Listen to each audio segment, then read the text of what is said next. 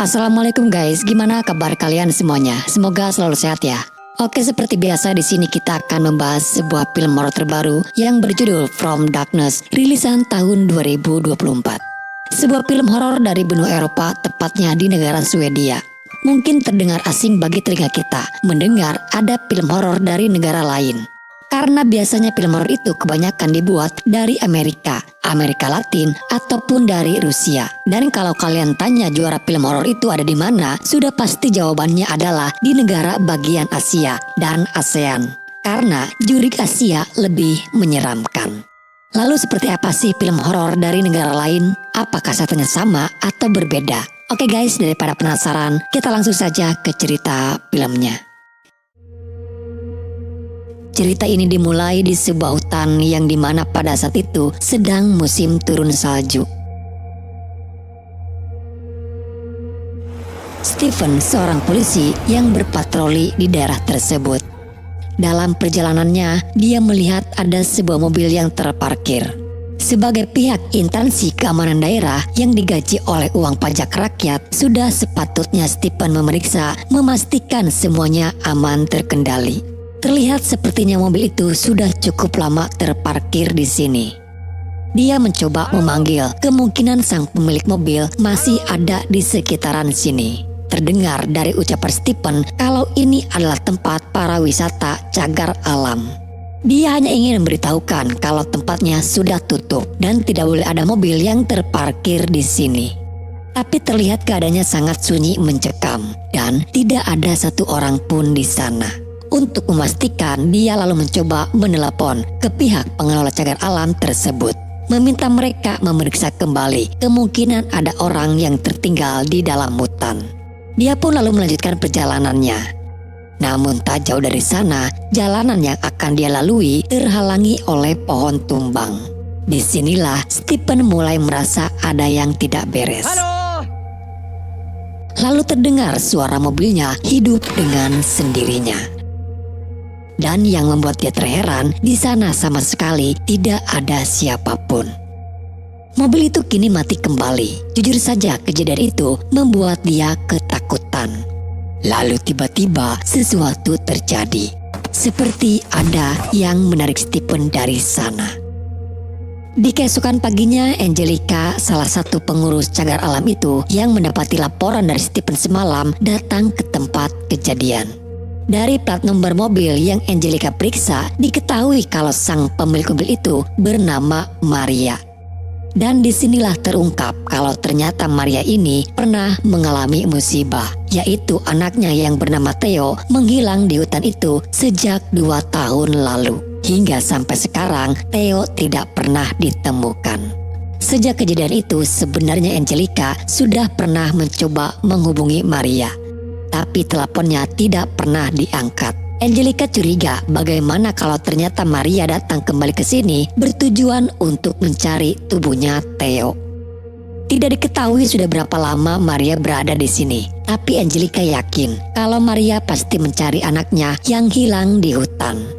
Sayangnya dari pihak kepolisian tidak mau membantu lagi dalam proses pencarian tersebut, karena memang kasusnya sudah lama ditutup. Mereka semuanya tidak tahu kalau Stephen semalam menghilang.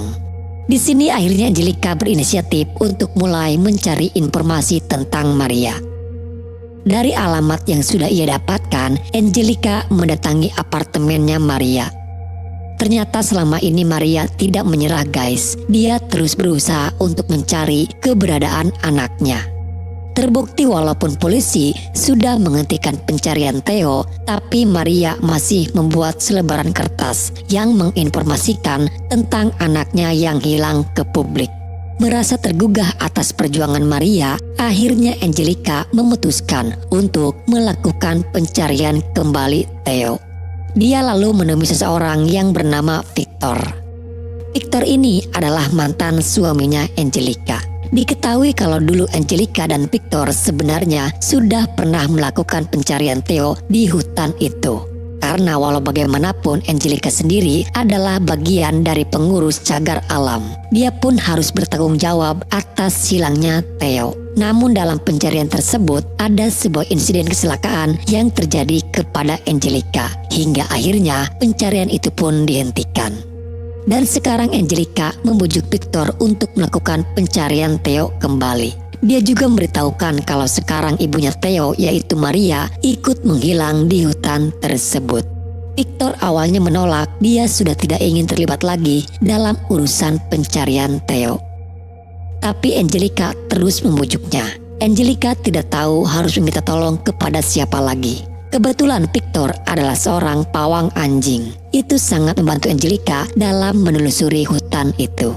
Karena Angelica terus memaksa, akhirnya Victor pun bersedia membantu. Di keesokan harinya, pencarian itu tidak hanya dilakukan berdua. Mereka juga akan dibantu oleh Aisyah, rekan kerjanya Angelica, bersama Johan yang adalah seseorang yang sedang dekat dengan Angelica. Sedikit membuat Victor cemburu, karena ternyata Angelica sudah mempunyai pasangan. Tapi Angelica meyakinkan Victor kalau Johan hanyalah orang lain yang mencoba mendekati dirinya. Sebelum melakukan pencarian, ada beberapa hal yang harus dijelaskan terlebih dahulu. Victor yang akan memimpin selama pencarian tersebut. Karena dia adalah seorang pawang anjing, itu akan sangat membantu melacak keberadaan Maria ataupun Theo. Selain daripada itu, di dalam hutan ini juga adalah hutan bekas pertambangan. Akan banyak terdapati lubang-lubang tua. Selain banyak lubang, cuaca pada malam hari di hutan akan sangat terasa berbeda. Dan mereka harus benar-benar ekstra hati-hati. Sebelum berangkat sempat terjadi perselisihan antara Johan dengan Victor. Johan tahu kalau Angelica adalah mantan Victor. Johan berharap Victor jangan pernah memujuk Angelica untuk kembali lagi bersamanya karena Angelica kini sudah menjadi milik Johan. Mereka lalu membuka mobilnya Maria, mengambil beberapa pakaian Maria untuk nanti dilacak oleh anjingnya. Selain pakaian, Angelica juga menemukan beberapa berkas di dalam tasnya Maria.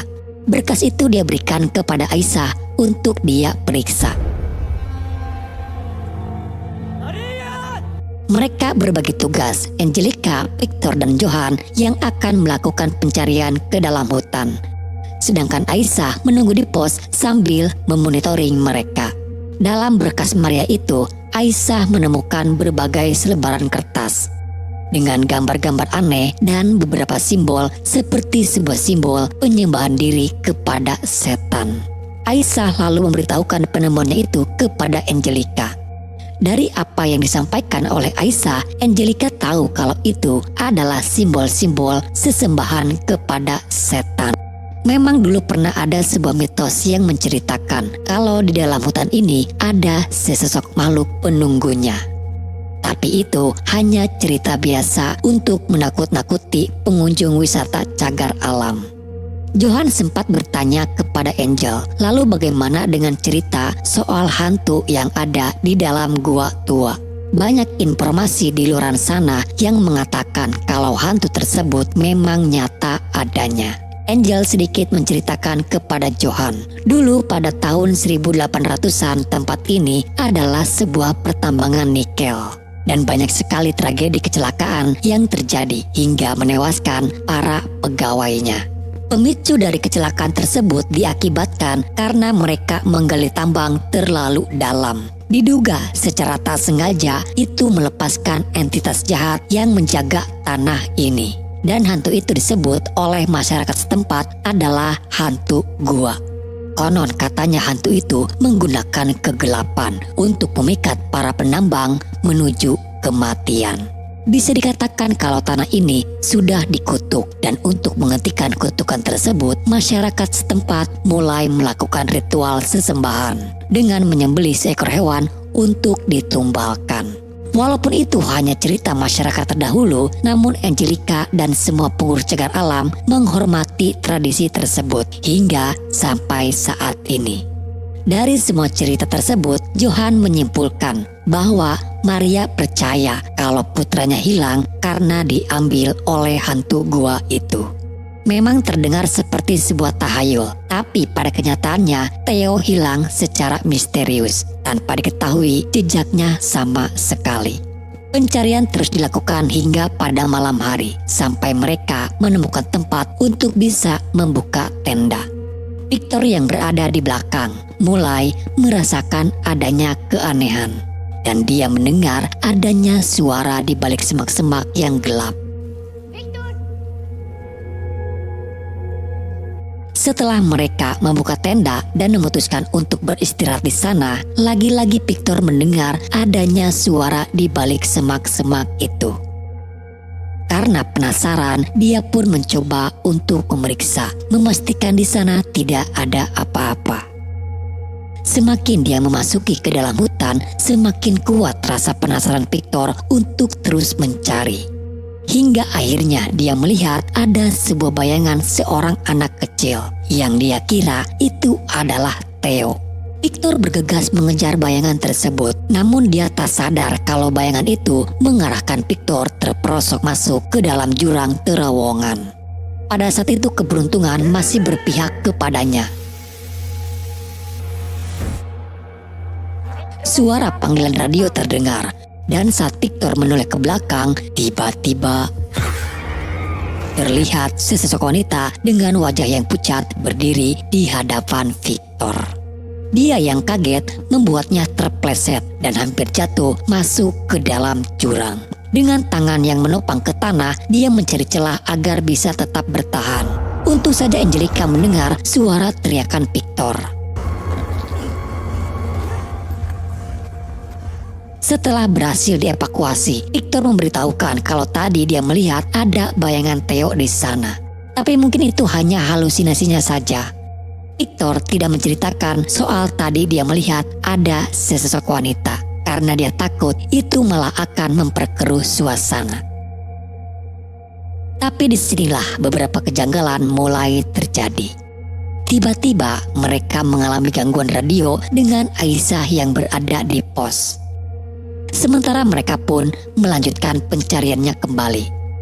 Tak berselang lama, di pos itu tiba-tiba mati lampu. Aisyah lalu keluar untuk menyalakan generatornya.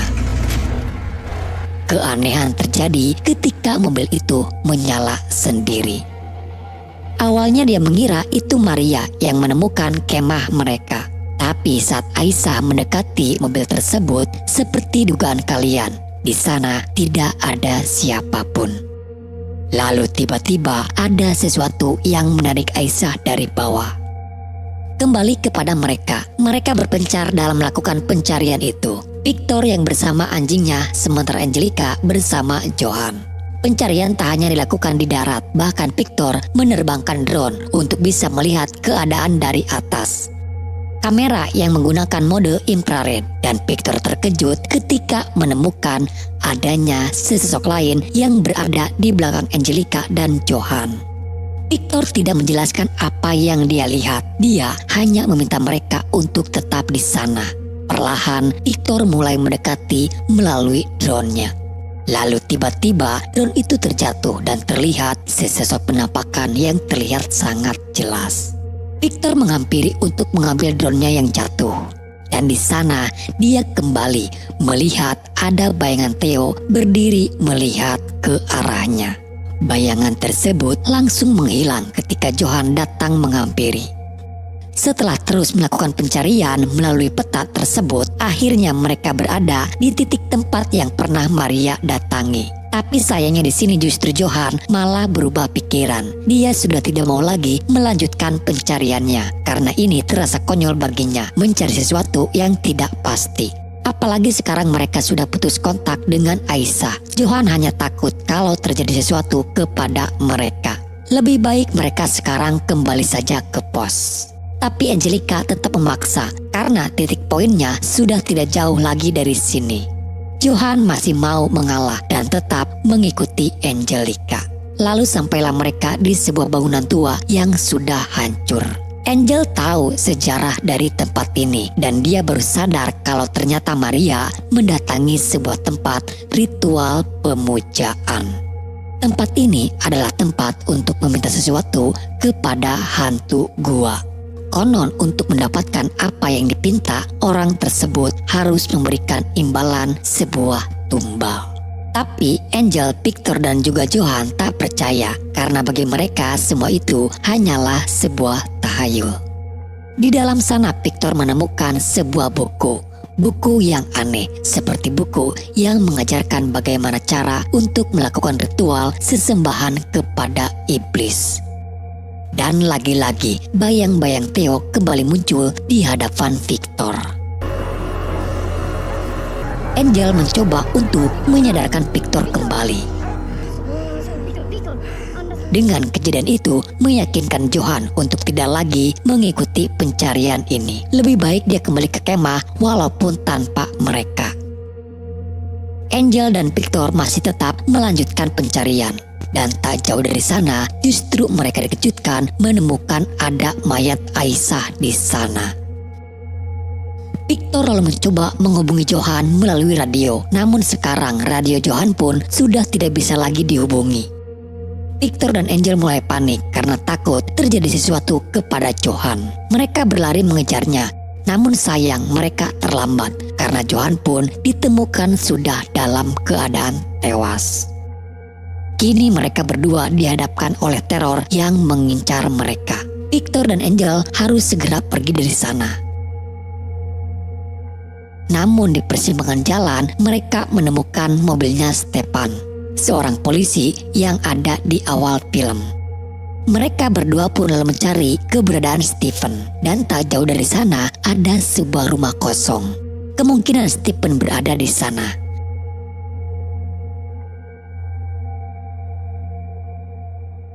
Ketika Victor memeriksa ke ruangan lantai atas, dia dikejutkan. Tiba-tiba ada seorang wanita yang menyerangnya. Dan akhirnya mereka menemukan Maria yang ternyata dia bersembunyi di rumah ini. Maria mengaku kalau ada orang yang menyerang dirinya hingga dia bersembunyi di lantai atas. Terlihat memang dari raut wajah Maria dia sangat syok ketakutan. Tapi di sini ada yang membuat Victor merasa janggal. Kalau Stephen yang menyerang Maria, sepertinya itu tidak mungkin. Dan kenapa radio itu tersambung ke saluran mereka? Itu artinya mereka bisa tahu apa yang dilakukan oleh mereka berempat di dalam hutan. Angel meminta kepada Victor untuk jangan menginterogasinya. Angel percaya kalau Maria tidak mungkin adalah pelaku yang membunuh rekan-rekannya. Perdebatan sempat terjadi, namun Angel masih bersikeras kalau Maria hanyalah korban dan dia bukan pelaku dari semua ini. Dia lalu membawa Angel untuk dibawa ke rumah sakit karena melihat keadaan Maria yang sudah semakin lemah.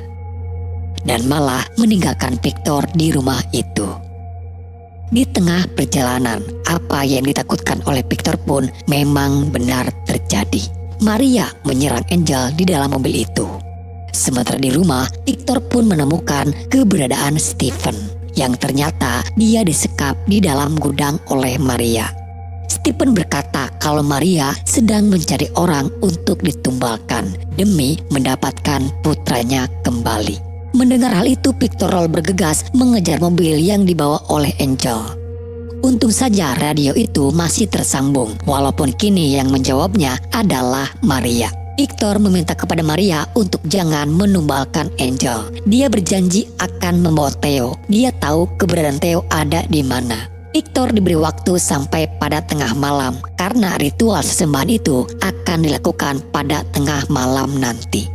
Victor sendiri sebenarnya tidak terlalu yakin akan keberadaan Theo ada di mana. Namun dia curiga dengan gua yang sebelumnya dia hampir terjatuh di sana. Kemungkinan besar Theo terjatuh dan masuk ke dalam gua tersebut. Victor memberanikan diri untuk memasuki gua itu.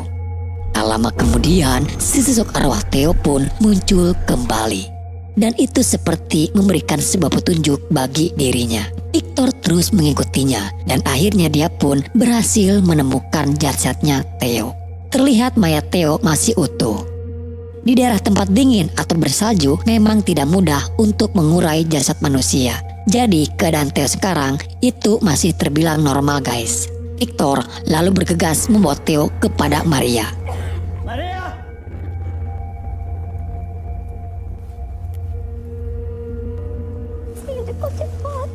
Sayangnya Angel pun sudah dalam keadaan koma. Dia sempat tak sadarkan diri ketika Victor mencoba untuk membangunkannya. Tidak puas dengan ditemukannya Theo, justru Maria ingin Theo bisa hidup kembali. Dan cara untuk menghidupkan Theo, Maria harus menumbalkan Victor. Pergulatan terjadi, tapi pada akhirnya Victor berhasil menikam Maria hingga Maria pun tewas. Dari sini mau tidak mau Victor dipaksa untuk percaya kalau hantu gua itu bisa mengembalikan Angel. Dia meminta kepada hantu gua itu untuk mengembalikan Angel karena dia sudah menumbalkan Maria sebagai sesembahannya.